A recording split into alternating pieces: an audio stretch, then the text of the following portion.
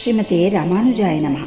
ಇವತ್ತು ರಾಮಾನುಜಾಚಾರ್ಯರ 1008ನೇ ಜನ್ಮದಿನ.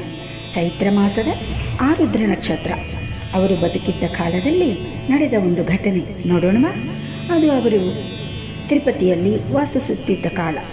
ಒಂದು ಬೇಸಿಗೆ ಮಧ್ಯಾಹ್ನ ತನ್ನ ಶಿಷ್ಯರಿಗೆ ಪಾಠ್ಯಾಂಶಗಳನ್ನು ಹೇಳುತ್ತಿದ್ದರು. ವಿಪರೀತ ದಾಹ ಎಲ್ಲರಿಗೂ. ಅದೇ ಸಮಯಕ್ಕೆ ಒಬ್ಬ ಅಜ್ಜಿ ಕಾಣಿಸಿಕೊಂಡಳು. ಮೊಸರನ್ನು ಮಾರುತ್ತಿದ್ದಳು. ರಾಮಾನುಜರು ಎಲ್ಲ ಮಕ್ಕಳಿಗೂ ಮೊಸರನ್ನು ಕೊಡಲೆಂದು ಆ ಅಜ್ಜಿಗೆ ಹೇಳಿದರು. ಎಲ್ಲರೂ ಕುಡಿದ ಮೇಲೆ ಎಷ್ಟಾಯಿತು ತಾಯಿ ಎಂದರು. ಆ ಅಜ್ಜಿ, ನನಗೆ ದುಡ್ಡು ಬೇಡ ಸ್ವಾಮಿ, ಮೋಕ್ಷವನ್ನು ಕೊಡಿ ಎಂದಳು. ಅವಳಿಗೆ ಗೊತ್ತಿತ್ತು ಇವರು ಎಂತಹ ಮಹಾನುಭಾವರೆಂದು. ರಾಮಾನುಜರಿಗೆ ಆಶ್ಚರ್ಯ, ಈ ಅಜ್ಜಿಗೆ ಮೋಕ್ಷವೆಂದರೆ ಏನು ಅಂತ ಗೊತ್ತೇ ಅಂತ.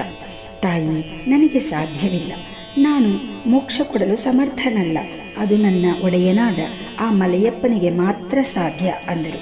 ಹಾಗಾದರೆ ನನಗೆ ಒಂದು ಶಿಫಾರಸು ಪತ್ರವನ್ನು ಬರೆದುಕೊಡಿ ಎಂದಳು. ತಾಯಿ, ಅದರಿಂದ ಏನು ಪ್ರಯೋಜನವಿಲ್ಲ, ಮೋಕ್ಷ ಪಡೆಯಲು ಶರಣಾಗತಿ ಒಂದೇ ದಾರಿ ಎಂದರು. ಆದರೆ ಆ ಅಜ್ಜಿ ಕೇಳಲಿಲ್ಲ, ಹಠ ಮಾಡಿದಳು. ವಿಧಿ ಇಲ್ಲದೆ ರಾಮಾನುಜರು ಒಂದು ಪತ್ರವನ್ನು ಬರೆದುಕೊಟ್ಟರು. ಆ ಅಜ್ಜಿಗೆ ಮಹಾ ಸಂತೋಷ.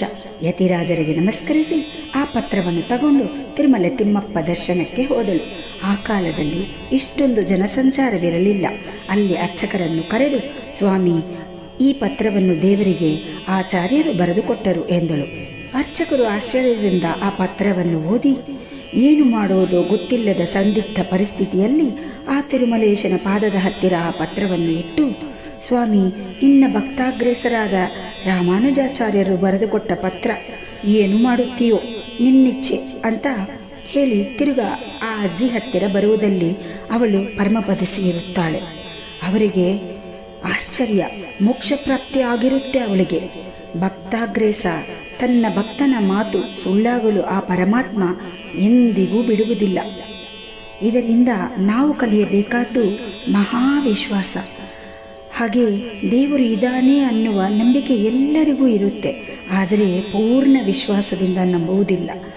ಗುರುವು ಎಂದಿಗೂ ನಮ್ಮನ್ನು ಕೈ ಬಿಡುವುದಿಲ್ಲ ಅನ್ನುವ ಮಹಾವಿಶ್ವಾಸದಿಂದ ಎಲ್ಲರೂ ಇರಬೇಕು. ಇನ್ನೊಂದು ದಿವಸ ಇನ್ನೊಂದು ಒಳ್ಳೆಯ ಪುಟ್ಟ ಕಥೆಯ ಜೊತೆ ನಿಮ್ಮಲ್ಲಿ ಬರುವೆ. ಶ್ರೀಮತಿ ರಾಮಾನುಜಾಯ ನಮಃ.